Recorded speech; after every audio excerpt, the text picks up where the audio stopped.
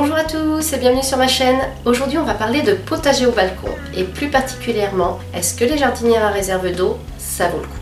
Je fais mon petit potager sur le balcon depuis de nombreuses années, fruits, légumes, j'en ai fait énormément en pot classique, donc j'ai eu le temps de voir comment ça se passait. Et j'utilise des jardinières à réserve d'eau depuis un petit peu plus d'1 an.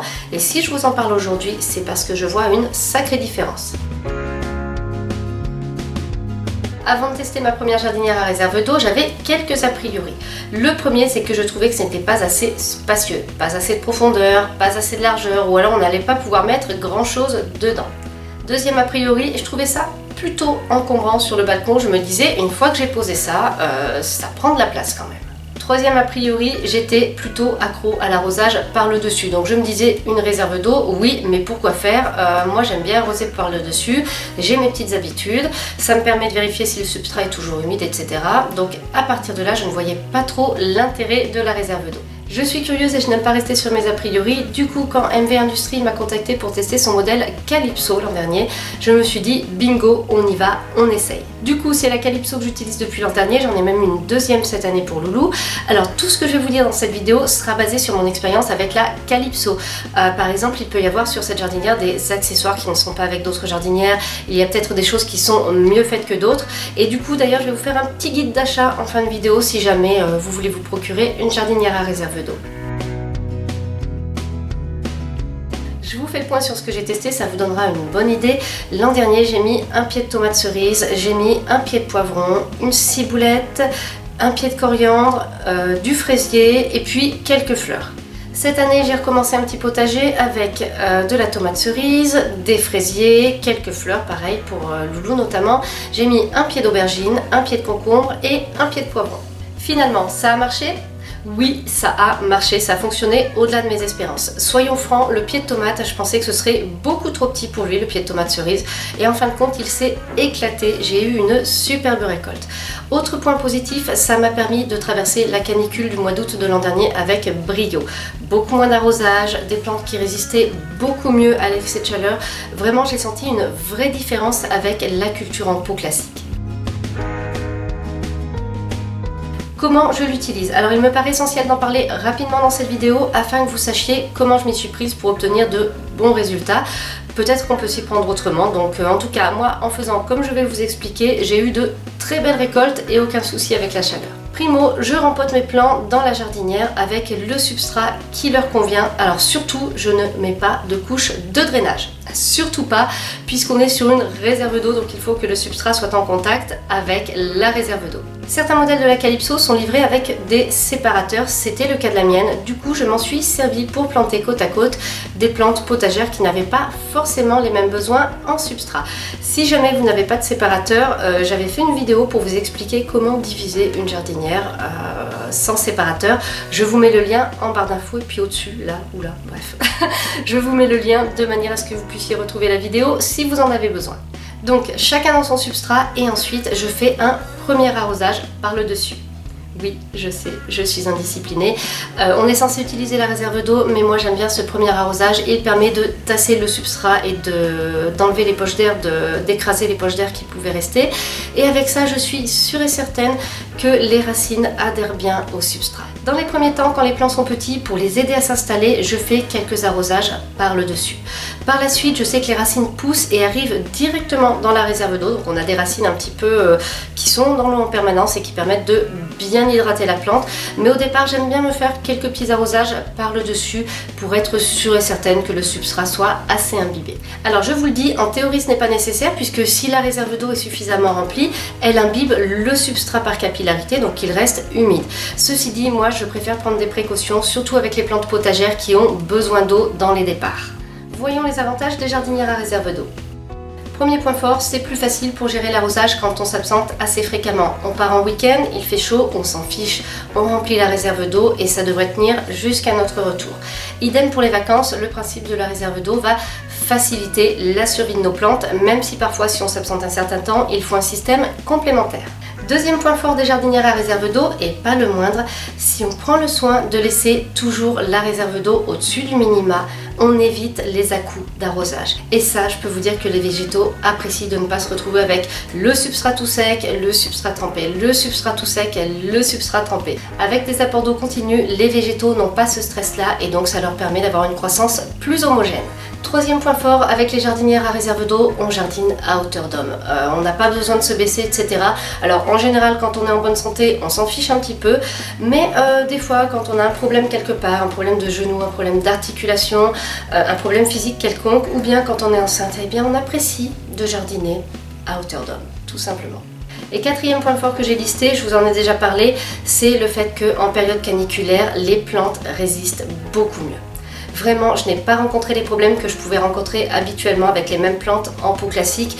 Donc ça, c'est vraiment la réserve d'eau. Je trouve que c'est un vrai plus pour les plantes potagères en pot.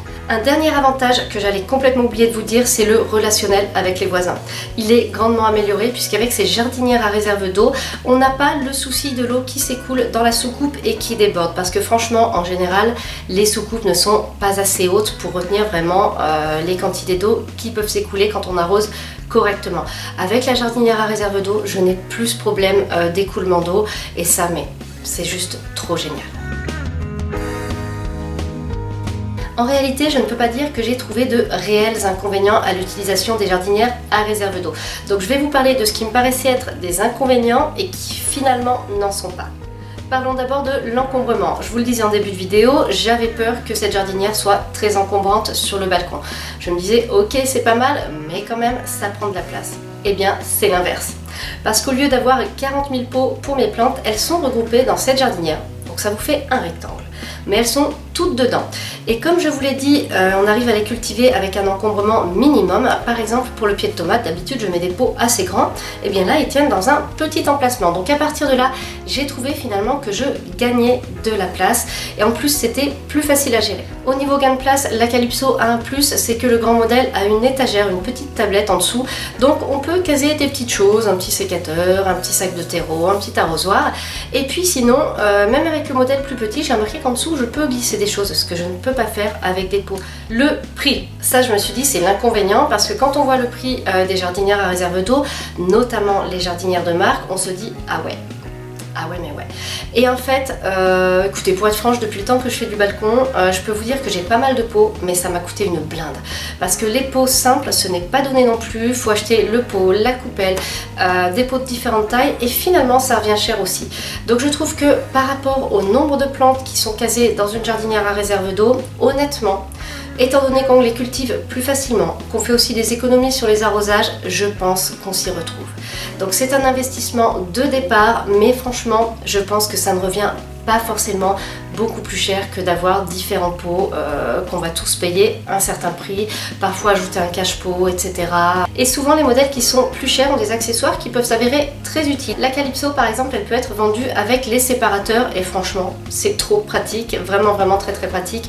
Et elle a aussi, le modèle que j'ai a un couvercle, ce qui me permet de l'utiliser en serre pour les semis quand les beaux jours arrivent mais qu'il fait encore un peu trop frais, et ça m'a permis de l'utiliser en potager d'hiver. C'est-à-dire que tout l'hiver j'ai pu cultiver des salades et j'ai pu les protéger du froid, donc ça m'a permis de les cultiver plus longtemps et de les conserver quand il y avait des périodes de gel. Donc le prix peut faire peur, mais en fin de compte, vérifiez combien de pots il vous faudrait, pensez au fait qu'on va se trouver mieux sur les arrosages, avoir de plus belles récoltes, et je trouve que ça vaut le coup.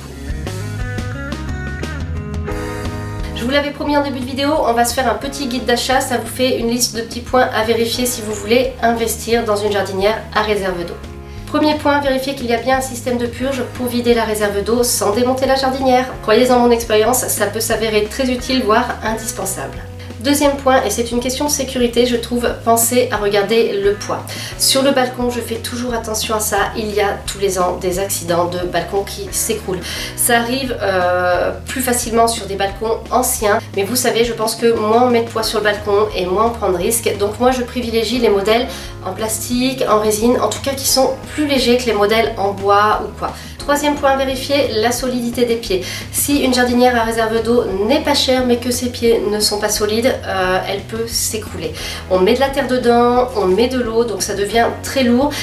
Si elle n'est pas assez stable, elle peut tout simplement s'écrouler ou les pieds peuvent se briser. Et parfois il peut y avoir de fortes intempéries quand on est en hauteur aussi, dans des étages assez élevés, on a beaucoup de vent. Donc il vous faut quand même quelque chose qui soit assez solide. Quatrième point qui n'est pas indispensable mais qui facilite la vie, c'est la facilité de nettoyage. Si vous pouvez, avant d'acheter, regardez comment elle est faite, regardez les différents éléments pour voir si vous pouvez facilement la démonter et puis nettoyer d'un coup d'éponge sans avoir quelque chose de trop alambiqué avec des recoins, etc. Dernier point qui est loin d'être indispensable, si jamais vous pouvez avoir des séparateurs, moi je trouve que c'est quand même drôlement pratique. On peut faire sans. Mais moi je trouve que c'est un petit plus qui peut être utile, surtout si on veut mixer des plantes qui ont des besoins bien différents. On arrive à la fin de cette vidéo, je vais donc vous livrer mes conclusions, mais je crois que vous l'aurez compris, j'adore les jardinières à réserve d'eau pour le potager sur le balcon. Pour moi ça a été une vraie révolution, j'avais déjà testé un pot à réserve d'eau que j'avais trouvé mais génial, absolument fantastique pour cultiver un pied de tomate. Et là avec la jardinière à réserve d'eau, j'ai trouvé une culture facilitée, donc je trouve que pour les gens qui débutent notamment, je pourrais dire que c'est quasiment un indispensable si vous voulez augmenter vos chances de réussite, ne pas vous prendre la tête si vous partez en week-end, passer un été plus facile quand il fait chaud. Je vous remercie infiniment d'avoir regardé cette vidéo jusqu'au bout et on se retrouve vendredi pour une prochaine vidéo.